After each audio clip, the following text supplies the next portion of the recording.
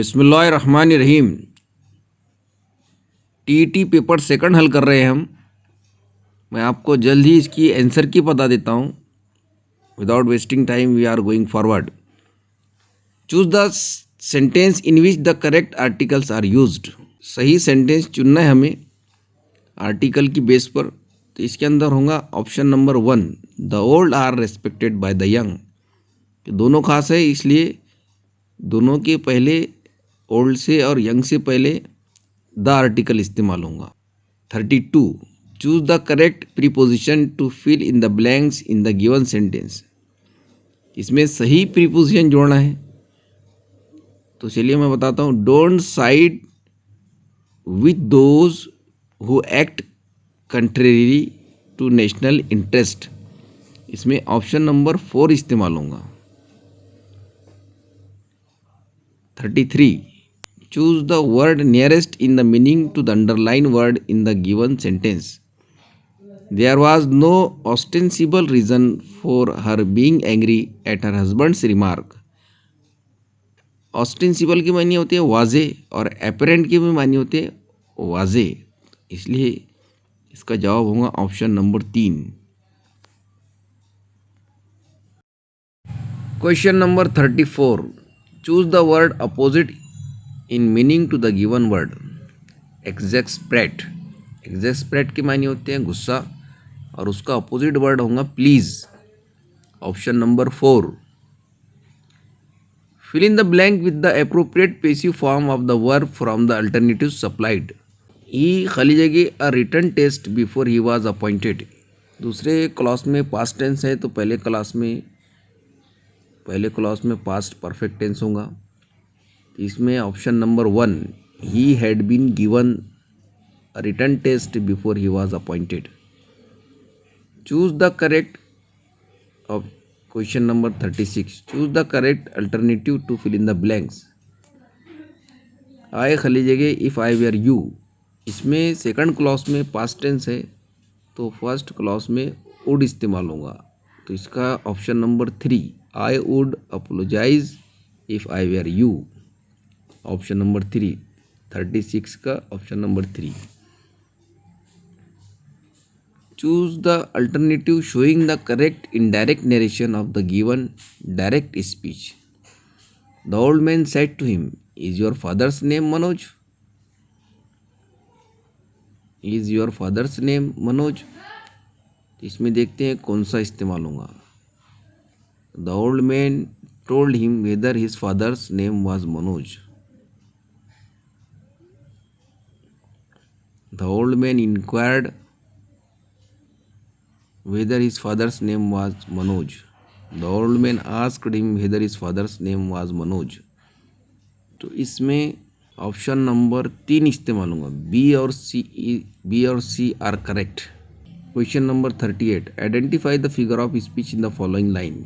O grave where is thy victory. इसमें बेजान चीज़ से मुखातिब है, इसलिए ये एक फिगर ऑफ स्पीच एपोस्ट्रॉफ है। ऑप्शन नंबर 2, 38 का 2।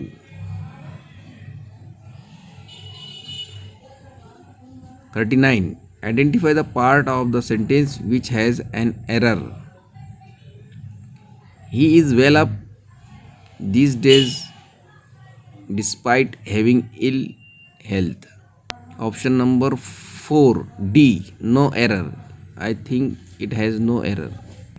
Question number 40, name the underlined clause in the given sentence. We come here that we may study. Option number 2, adverb clause of purpose. 41, choose the one which is correct question tag for the given sentence. Everything is fine. इसका होगा option number 3, isn't it। Everything के लिए pronoun it इस्तेमाल होता है। हमने question tag पर काफ़ी वीडियो बनाए हैं, आप देख सकते हैं। 42, choose the miss spelt word. इसमें से गलत स्पेलिंग हुए वर्ड को चुनना है। तो 3 सही है और एक गलत है, तो इसमें ऑप्शन नंबर 3 ये स्पेलिंग गलत है, ये अक्रॉस होने को होना था। अलमाइटी सही है, ऑडियंस सही है, एस्ट्रिक सही है। Option number 3। 43 choose the alternative which best expresses the underline phrase he is out and out reactionary. Out and out के मायने होते हैं मुकम्मल, thorough, holistic. Option number 4 thorough. 44 question select the combination of numbers so that alphabet arranged accordingly will form a meaningful word। इसमें एक ही meaningful word बनता है रेकिश, जिसके मायने होते हैं जिंदाना, रौबदार, बाकी किसी के मायने नहीं निकलते। तो option number 3। 45 select the combination of numbers so that the parts arranged accordingly will form a meaningful sentence. चलिए जोड़ते हैं जुमले को। तो सबसे पहले तो जुमला शुरू होगा इट इज़ डिफ़िकल्ट से, यानी 4, ऑप्शन नंबर 4 से। तो जिसमें 4 है, देखिए पहले में 4 है और तीसरे में 4 है, तो पहला या तीसरा आएगा। तो इट इज़ डिफ़िकल्ट और इसके बाद में इन्फिनिटिव इस्तेमाल होता है टू फाइंड मैन। तो 4 6 दोनों में 4 6 है।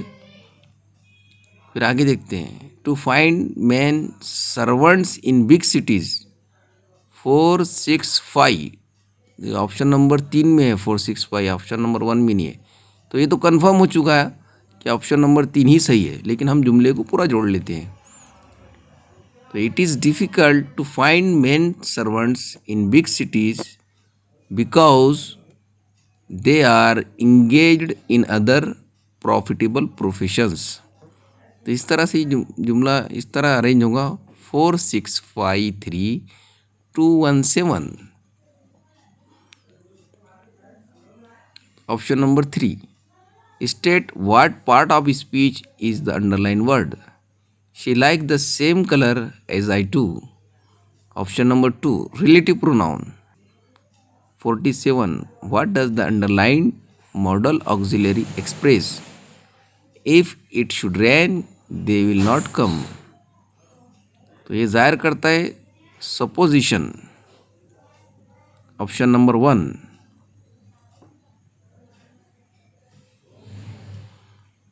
48 which of the following pairs is not correctly matched as one word substitution। इसमें absence of government by the nobles autonomy, इसमें है option number 2 government by one autocracy, government by the officials bureaucracy. तो इसमें है option number 2, ये match नहीं होता है। 49 choose the grammatically correct sentence. The population of London is greater than any city in India is wrong. The population of London is greater than any other city in India. इसमें आएगा option number 2 the population of London is greater than any other city in India.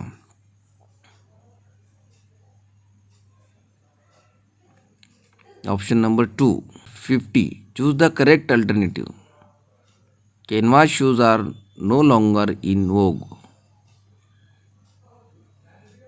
इसके अंदर है candidates are not allowed to canvass for votes one day of the selection.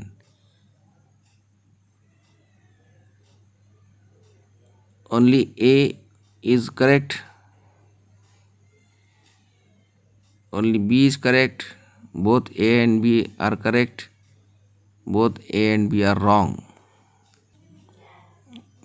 Question number 50 में जो canvas word है वो replace हो चुका है। जो ए में होना था वो बी में कैनवस है, और जो बी में होना था वो ए में कैनवस है। डबल एस वाला बी में होना था और सिंगल एस वाला ए में होना चाहिए था। इसलिए option number 4 both A and B are wrong। Choose the odd man out। Trousers, arms, scissors, innings। इसमें arms ऑप्शन नंबर 2, 51 में option number 2। Choose the alternative which best expresses the meaning of the underline idiom. Monica's habit of picking holes in every relationship is very irksome. तो picking holes की मायने होती है criticise करना, तो ये option number 3, criticising people.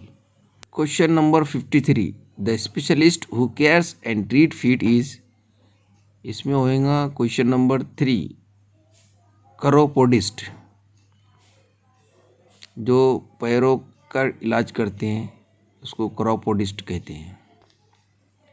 Which of the following is rhetorical question, इसमें एक ही रिटोरिकल क्वेश्चन है, option number 3, isn't it a shame to torture the weak. तो रिटोरिकल क्वेश्चन की मायने होती है कि जिसका जवाब, जो सवाल जवाब के लिए नहीं पूछा जाता बल्कि उस बात पर जोर देने के लिए पूछा जाता कि ये शर्म की बात नहीं है कि कमज़ोर को टॉर्चर किया जाए।